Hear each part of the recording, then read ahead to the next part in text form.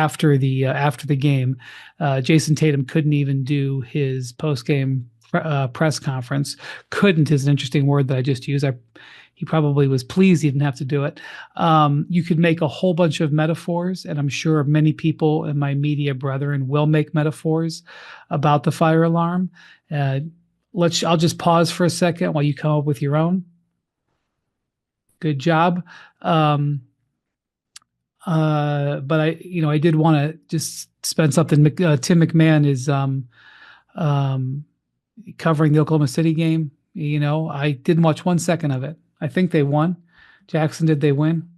The Thunder? They were winning big. I was busy evacuating. So he's not available, and Tim Bontemps is burping his son. So it's just me for right now. There's a ton of statistics about this game that are about really these two games that are absolutely crazy. You're going to probably hear a lot of them if you take in any media over the next couple of days. There's a couple that I'm just going to point out, but there's literally an unending supply. The Knicks have won 5 road playoff games in this postseason, 3 in Detroit and now 2 here in Boston. And they've won all of them by 3 points or less. All of them. To me, that is a more jaw-dropping statistic than the fact that they had 2 20-point comebacks in the second half of these last 2 games here in Boston. And Jason Tatum and Jalen Brown are 1 of 12 in clutch time. Boston's 100 or 25 of 100 on 3-pointers.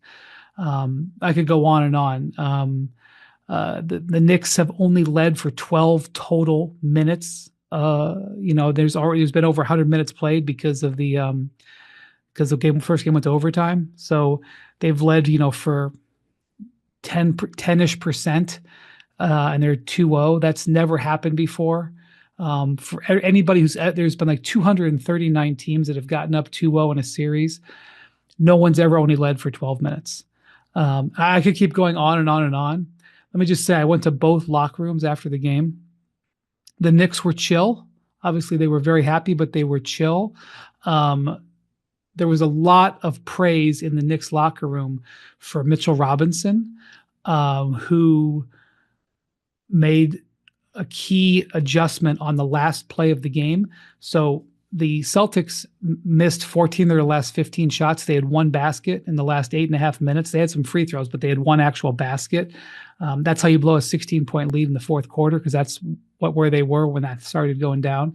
And that basket wiped out OG Anunoby on the play. But there's moving screens everywhere. I'm not focusing on that. It moved. Mitchell Robinson was kind of caught in no man's land. Tatum went right by him and dunked it. And so when Jalen Brunson hit 2 free throws to put the Knicks ahead by 1 point, he didn't want the Knicks to be able to take Jalen Brunson out of the game. They had already had Towns out of the game. I got to say, Mitchell Robinson, he was just brilliant in general in this game. The Knicks were really saved by his minutes on the court. And in the fourth quarter, the Celtics started playing hack Mitch. They were hacking Mitchell Robinson. He took a free throw in the fourth quarter. I think it was in the fourth quarter where he shot it about 13 feet from the 15-point free throw line. It was embarrassing. Celtics fouled him to force him to be taken out of the game. He's a non-skilled backup center, and the Celtics were so unnerved by him that they fouled to get him out of the game. And if you saw what he did in the last play, maybe you would get it, because he was in the games for Karl Towns, and they elected to run the exact same play. Tatum got the ball, started his full court run. This time, instead of coming way up towards center court, Mitchell Robinson hung back. And I asked OG Anunoby, I said, did you and Mitch talk during the game? Because there wasn't a timeout. Nobody had called timeout. And I said, did you two talk how you were going to defend it differently if they ran it again. And OG said, no, we didn't. We just knew what to do, which was to not come too far up the court. And so when Tatum came down, Anunoby was more ready for Al Horford in that moment, but he tried to call timeout at the end of the game on Monday, and he couldn't get the timeout. So Tatum went hunting for a shot. Mazzulla said he thought he had a look coming back from these 20 points down. And because it's a weird thing. What's going on right now in this series is sort of inverse. I'm actually having a hard time quantifying it and talking about it on television and writing about it because it's on its head. So the Celtics, even though they've got the lead, they play tight. And I think it's because they know Brunson's there. It's like, the boogeyman. And it's like, are they going to get it to clutch time? And then the Knicks, they play loose. Even when they get down like 16, 18, they always kind of bring it back. They kind of bring it back. They play very loose from behind. It's unusual because they're on the road and they're the underdog. By the way, as of right now, and it might be different by morning, the sports books don't know what to do with this series. I actually kind of feel better that I don't really know what's going on because the sports books don't know what's going on either. They still have Boston as the favorite to win the East, obviously because the Cavs are down 2-0 as well. But they've got the Knicks as the favorite for the series, which leads me to believe that money's coming in all over the place. Nobody knows what to do here. So that makes me feel better. In the Boston locker room, obviously they're upset. But what I'm getting from listening to their players and talking to their players is that I don't think they quite understand why it's not working. They feel like they're running good offense. Now, you can pull out individual moments like Tatum at one point in the fourth quarter had Jalen Brunson on him yet again. This is where he hoisted a three-pointer several times in game one. He had Brunson on him, and he gave the ball up like 2 seconds later. And you're like, what are you doing? You guys can't make a shot. You've got Jalen Brunson on you, ISO, no help. Go to the basket or, get in and get a good shot. They started the game posting people up. They were posting Jaylen Brown up early in the game multiple times. They were driving in a little bit. It wasn't like they were abandoning the three because they still took 40 tonight, but they were looking to go inside. That was just gone. So you can find individual moments where Tatum wasn't aggressive or Jaylen Brown wasn't aggressive, but they feel like they're getting good looks. They don't feel like they're failing in running their stuff. And that's what's confounding them because they feel like it should be working. And they've just had 2 games in a row where their worst three-point shooting has happened to Cleveland too. Cleveland, the number one percentage three-point shooting team, they got all these injured guys and they're like, wait, how are we having our worst shooting games when we're also having our star players injured? How is that our lot in life? And this is what Boston's saying too. How are we shooting this badly? It doesn't make sense. Like, I don't think they quite understand why this is not working. They don't feel like they're getting, and that's the other thing. That's what I would say if you're a Knicks fan. I don't think the Knicks have played well yet. And the Celtics are a reason for that. I think they're defending well. They're causing the Knicks problems with their length and their ball pressure. That their Knicks are not getting a lot of good looks. The Celtics are getting way more good looks. And if you're a Boston fan, you're saying, well, that's going to come around, and maybe it will. But the Celtics are having a difficult time understanding why they're losing and what's happening in these games. And I am not able to provide, other than reading you statistics and looking at individual moments, I'm not able to provide you a reason why either. It's just sort of happening. And a lot of it is wrapped in confidence. And, and here's the other thing.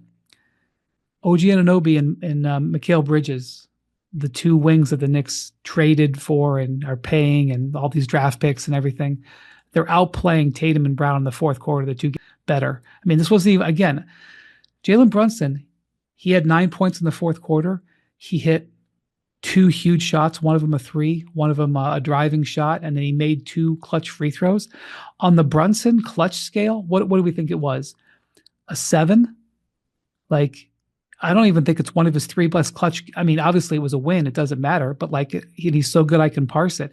I don't think it was one of his 3 best clutch games of the 5 that he's helped them win. And so again, like if you know on Saturday, Brunson could have 45 on Saturday.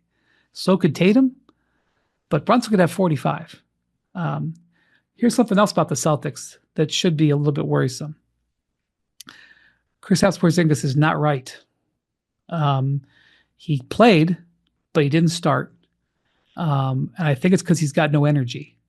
And I talked to him after the game. I shouldn't say I talked to him. I was in the scrum with him, listening to him. And he basically said he doesn't feel well. And it's killing him that this is coming back around. And here's the thing, like, I don't know what's going on. I'm not going to say what's going on or what I've heard.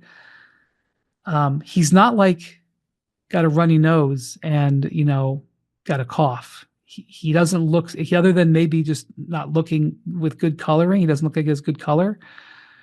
He's not like sick, like, got the flu. There's something else going on there.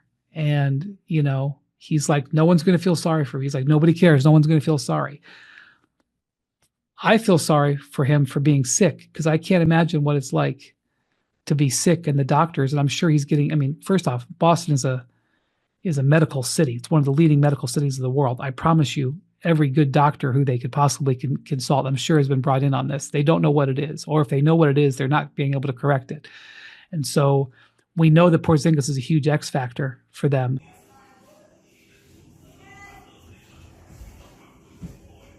Xin chào các bạn nha. Ngày hôm nay mình sẽ hướng dẫn các bạn làm cái điện thoại nha. Bây giờ mình sẽ bắt đầu này.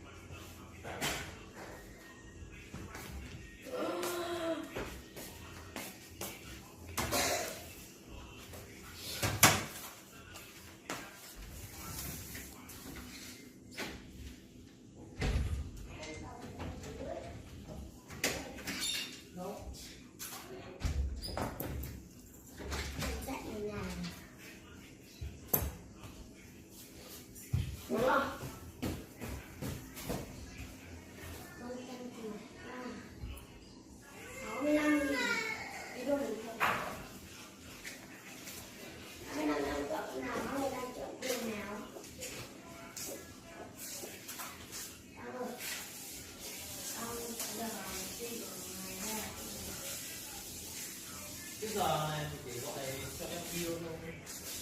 Sư phụ.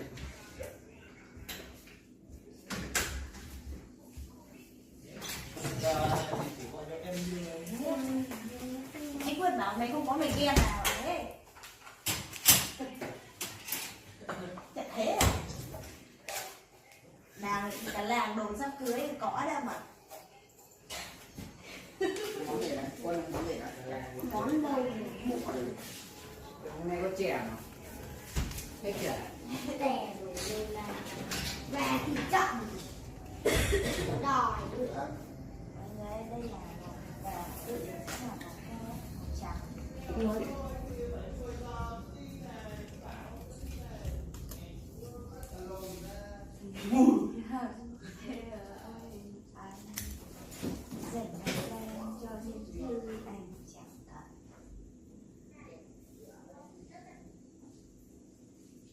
Đừng vào, chui qua. Vào lên gì?